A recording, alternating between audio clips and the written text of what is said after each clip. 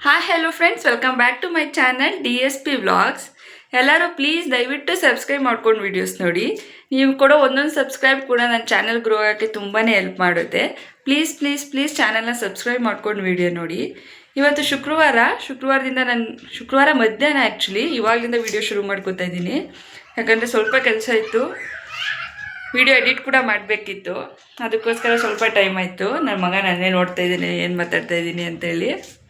ಇವನ ಹೆಸರು ಧೀರಜ್ ಅಂತೇಳಿ ತುಂಬ ಜನ ಕೇಳ್ತಾ ಇದ್ರಿ.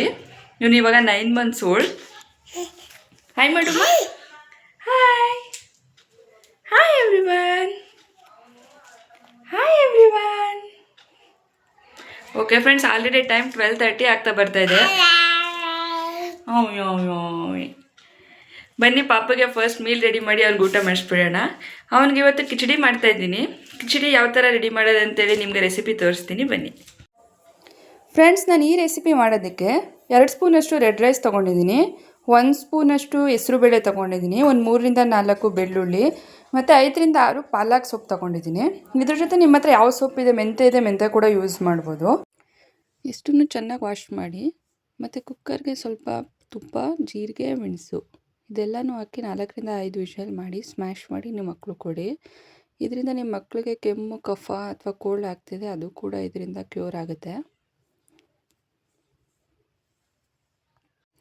ನನ್ನ ಮಗಂಗೆ ಸ್ವಲ್ಪ ಶೀತ ಆಗ್ತಾಯಿದೆ ಅನ್ನೋ ಟೈಮಲ್ಲಿ ನಾನು ಇದನ್ನು ಮಾಡಿಕೊಡ್ತೀನಿ. ಇದೊಂದು ಬೆಸ್ಟ್ ರೆಸಿಪಿ ಅಂತಲೇ ಹೇಳ್ಬೋದು, ಹೋಮ್ ರೆಮಿಡಿ ಥರ. ಫ್ರೆಂಡ್ಸ್ ನೋಡ್ತಾ ಇರ್ಬೋದು ನೀವು, ನಾನು ಇವಾಗ ಪ್ರಿಪೇರ್ ಮಾಡ್ಕೊಂಡು ಬಂದಿದ್ದೀನಿ ಮೀಲ್. ಅವನಿಗೆ ಟೈಮ್ ಬಂದು ಈಗ ಆಲ್ರೆಡಿ 1:15 ಆಗ್ತಾ ಬರ್ತಾಯಿದೆ. ನನ್ನ ಮಗನಿಗೆ ನಾನು 2 ಗಂಟೆ ಅಷ್ಟಲ್ಲಿ ಕೊಟ್ಬಿಡ್ತೀನಿ, ಯಾಕೆಂದರೆ ನಮಗೆ ಟಿಫನ್ ಸ್ವಲ್ಪ ಲೇಟಾಗಿ ಕೊಟ್ಟಿರ್ತೀನಿ. ಅದಕ್ಕೋಸ್ಕರ ಇಷ್ಟು ದಿನ ನಾನು ನಮಗೆ ಗ್ರೈಂಡ್ ಮಾಡಿ ತಿನ್ನಿಸ್ತಿದ್ದೆ, ಬಟ್ ಫಸ್ಟ್ ಟೈಮ್ ನಾನು ನನಗೆ ಅದೇ ಹಾಗೆ ಸುಮ್ಮನೆ ಸ್ಮ್ಯಾಶ್ ಮಾಡಿ ತಿನ್ನಿಸ್ತಾ ಇದ್ದೀನಿ. ಟ್ರೈ ಮಾಡೋಣ ಅಂತೇಳಿ. ನೋಡಬೇಕು ತಿಂದನ ಇಲ್ವಾ ನನಗೂ ಗೊತ್ತಾಗ್ತಿಲ್ಲ.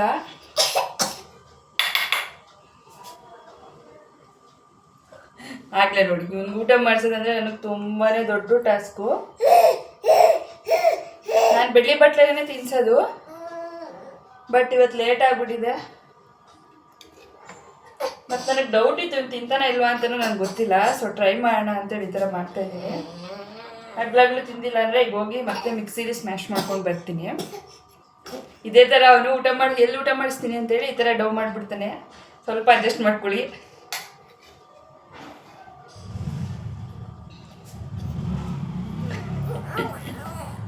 ಮಕ್ಕಳಿಗೆ ಊಟ ಮಾಡಿಸೋದೆ ಅಮ್ಮದಿರಿಗೆ ದೊಡ್ಡ ಕೆಲಸ ಅನಿಸುತ್ತೆ ನಿಜವಾಗ್ಲೂ. ನನ್ನ ಮಗ ರಾಗಿ ಸರಿ ಈ ಥರ ಪ್ಯೂರ್ ಐಟಮ್ ಎಲ್ಲ ತುಂಬ ಚೆನ್ನಾಗಿ ತಿಂತಾನೆ, ಏನು ಹಠ ಮಾಡೋದಿಲ್ಲ. ಬಟ್ ಅವನಿಗೆ ರೈಸ್ ಅಂದರೆ ಸ್ವಲ್ಪನೂ ಇಷ್ಟ ಆಗಲ್ಲ. ಅವನಿಗೆ ರೈಸ್ ತಿನ್ನಿಸ್ಬೇಕಂದ್ರೆ ನಂಗೆ ತುಂಬಾ ಕಷ್ಟ ಆಗುತ್ತೆ. ನೋಡಿ ಯಾವ ಥರ ಮಾಡ್ತಾಯಿದ್ದಾನೆ. ಕೂರ್ಸಿ ತಿನ್ಸೋಣ ಅಂದರೆ ಕೂರ್ಸಿ ತಿನ್ಸೋ ರೈಸ್ ಅವ್ನು ತಿನ್ನಲ್ಲ. ಸ್ವಲ್ಪ ಡಾರ್ಸ್ಕೊಂಡು ತಿನ್ನೋಣ ಅಂತೇಳಿ ಈ ಥರ ಮಾಡ್ತಾಯಿದ್ದೀನಿ. ಊಟ ಎಲ್ಲ ಆದಮೇಲೆ ಅವನು ಸ್ವಲ್ಪ ಹೊತ್ತು ಆಟ ಆಡ್ತಿದ್ದ. ನಮ್ಮ ಅಪೋಸಿಟ್ ಮಕ್ಕಳು ಕೂಡ ಬಂದಿದ್ದರು, ಅವ್ರ ಜೊತೆ ಟೈಮ್ ಸ್ಪೆಂಡ್ ಮಾಡ್ತಾಯಿದ್ದಾನೆ. ಅವ್ರು ಆಟ ಆಡೋದು ನೋಡಿ ಯಾರೋ ಬಂದಿದ್ದಾರೆ ಅಂತ ಅವನಿಗೆ ಫೀಲು. ಮನೇಲಿ ನಾನು ಅವನು ಇಬ್ಬರೇ ಇರೋದ್ರಿಂದ ಯಾರು ಹೊಸ್ದಾಗಿ ಬಂದುಬಿಟ್ರೆ ಅವ್ನು ಶಾಕಲ್ಲೇ ನೋಡ್ತಾನೆ. ನನ್ನ ಮಗ ಈ ಥರ ಆಟ ಸಾಮಾನಲ್ಲೆಲ್ಲ ಆಟ ಆಡೋಲ್ಲ, ಯಾವುದ್ರಲ್ಲೂ ಆಟನೇ ಆಡೋದಿಲ್ಲ. ಅವ್ನಿಗೆ ಎತ್ಕೊಂಡಂಗೆ ಇರಬೇಕು ನಾನು. ಸೊ ಆ ಹುಡುಗರು ಆಟ ಆಡ್ಸೋಕ್ಕೆ ಟ್ರೈ ಮಾಡ್ತಾಯಿದ್ದಾರೆ. ನನಗಂತೂ ಅವನು ಆಟ ಆಡ್ಸೋಕ್ಕೆ ಯಾರು ಬಂದುಬಿಟ್ರೆ ಮನೆಗೆ ತುಂಬಾ ಖುಷಿ ಆಗಿಬಿಡುತ್ತೆ. ಯಾಕಂದರೆ ಅವ್ರ ಹತ್ರ ಕೊಟ್ಬಿಟ್ಟು ನಾನು ಕೆಲಸ ಮಾಡ್ಬೋದಂತೇಳಿ. ನೀವೇ ನೋಡ್ಬೋದು, ಅವನು ಆಟ ಆಡ್ತಿಲ್ಲ, ಆಗಲೇ ಎತ್ಕೊಂತ ಆಡ್ತಾ ಇದ್ದಾನೆ. ಆಟ ಎಲ್ಲ ಆಡಿಸಿ ಸ್ವಲ್ಪ ಹೊತ್ತಾದಮೇಲೆ ಆ ಮಕ್ಕಳು ಕೂಡ ಹೊರಟರು. ಫ್ರೆಂಡ್ಸ್ ಇಲ್ಲಿ ನೋಡಿ ನಮ್ಮನೆ ಎಷ್ಟು ಕಪ್ಪು ಇರುವೆ ಬಂದಿದೆ ಅಂದರೆ ನನಗೇ ನೋಡಿ ಶಾಕ್ ಆಗಿಬಿಡ್ತು.